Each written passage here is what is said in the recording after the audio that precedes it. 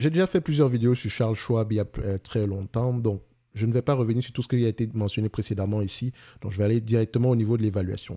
Actuellement, c'est un business que les opérateurs de marché ont tendance à payer ici à 25 fois les bénéfices. Attention, sur toute cette période, ça prenait en considération 13% 13% de croissance.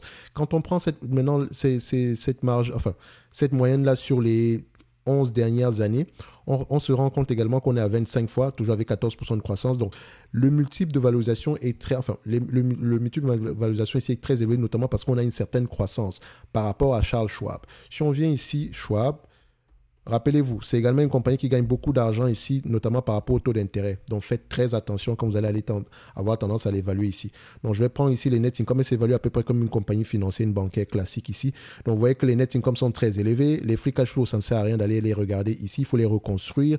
On va regarder également ici les marges brutes. Bon, c'est normal qu'on ait des marges brutes aussi élevées que ça. Les marges EBITDA, les marges nettes ici sont à peu près à 30%, et ça depuis à peu près 2019. Donc, ça peut être encourageant. Maintenant, est-ce que c'est durable? Point d'interrogation. Le nombre d'actions ici, est-ce qu'il augmente ou diminue? Il a plutôt augmenté sur les derniers mois. Pourquoi est-ce que le nombre d'actions augmente alors que nous avons une compagnie qui gagne beaucoup d'argent? Est-ce qu'elle a fait une acquisition quelque part ici? Est-ce qu'on vérifie? On vérifie?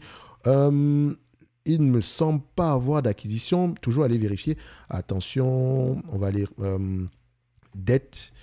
Ah non, la dette également, faites attention. N'allez pas regarder la dette nette sur cette compagnie rapide ici, parce que ça n'aura pas tendance à donner la véritable information par rapport à la dette nette, tout simplement parce que vu que c'est un broker, il a tendance ici à avoir du cash net, avoir du cash en banque ici, notamment un cash qui ne lui appartient pas. Si vous allez déposer votre argent dans les comptes, dans vos comptes de courtage ici, bah, il va être mélangé avec le cash de Charles Schwab. Mais il faut le reconstruire, d'accord? Donc, il faut toujours aller regarder en profondeur dans les bilans financiers pour ce type d'entité, ok? Quand on voit ici, on a on a à peu près 71 milliards de cash ici, mais il me semble qu'on donne à peu près la dette nette ici. Operating lease commitment. Oh, très bien, ils donnent l'information. Donc, total dette ici, on donne la dette à long terme. Donc, la dette totale de cette compagnie, c'est 38 milliards. OK, la dette nette, c'est moins 32 milliards. Donc, on a du cash net ici, sur les dernières, jusqu'en 2022. Donc, je vais regarder ici sur le dernier trimestre. Toujours aller vérifier dans les rapports financiers. Attention. Net dette ici, 15 milliards. On a une dette nette de 15 milliards ici. Donc, on doit de l'argent. Or, est-ce qu'on a du 15 milliards ici? Oui. Donc, ça, on pourrait même se dire qu'à ce niveau-ci, on a la bonne information sur Coifin. En tout cas, pour l'évaluation, ça donne quoi? J'aime toujours aller vérifier ici, price to earning, toujours en next 12 months, combien le marché paye généralement pour ce type d'entité. Je prends la médiane. On voit ici qu'on paye 22 fois les bénéfices. Sur les 10 dernières années, on paye à peu près 22 fois les bénéfices. 20 dernières années, 22 fois les bénéfices.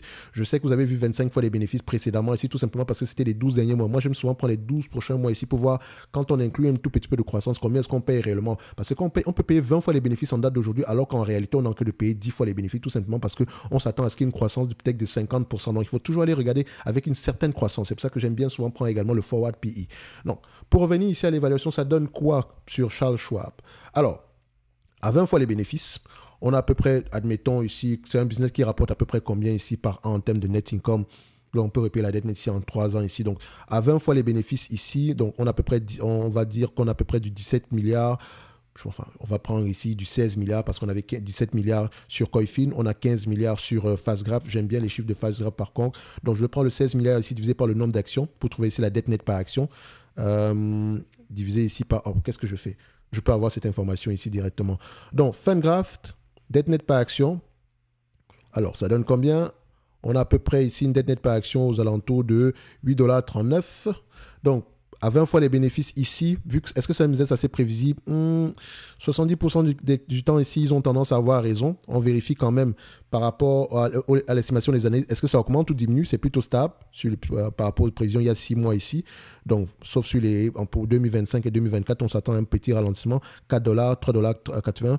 5 $ ici, 4,115 $. Donc, on est de moins en moins optimiste ici précédemment. Mais sur les sites au-delà de 2025, on reste toujours assez optimiste. Donc, dans tous les cas de figure ici, est-ce que les années sont tendance à avoir raison? On peut voir que le analyse scorecard ici a tendance à être positif. Donc, il y a donc il y a moins de rouge ici. Donc, c'est un business qui a tendance ici à être assez prévisible. OK, à 20 fois les bénéfices, moins de 8,40 $ ici de dette nette. Donc, on a à peu près du 136 $. Ah, excusez-moi, c'est 20 fois les bénéfices. C'est 22 fois en réalité, mais bon, moi je prends 20 fois les bénéfices. Vous pouvez prendre ce que vous voulez ici. De toutes les façons, je retourne toujours l'équation.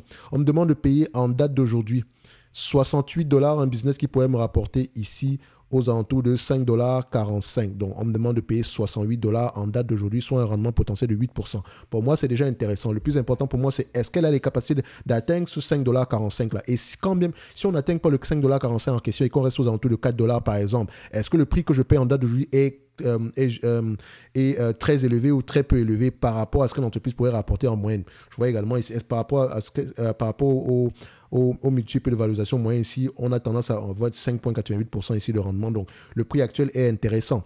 OK, maintenant, s'il y a de la croissance, tant mieux pour nous. OK, donc si on prend à 20 fois les bénéfices ici, moins le 8,40 $ ici, 20 fois les bénéfices, moins 8 $, disons, ça fait à peu près une centaine de $. Donc, au prix actuel, Charles Schwab peut être intéressant. Il me semble qu'à la dernière vidéo également, c'était la même chose. Ce n'est que mon point de vue et non un conseil d'investissement. Ça prend déjà en considération une certaine estimation. N'oubliez pas. OK? Maintenant, si la compagnie vous intéresse, vous lisez les rapports financiers avant d'investir. N'oubliez pas, en lien de la description de la vidéo ici, vous avez accès aux notes d'analyse jusqu'au 29 du mois de février gratuitement. OK? Donc, je ne vais pas revenir sur quoi est basé, sur les notes d'analyse en question. J'en parle sur toutes les vidéos à peu près depuis le mois de janvier. OK?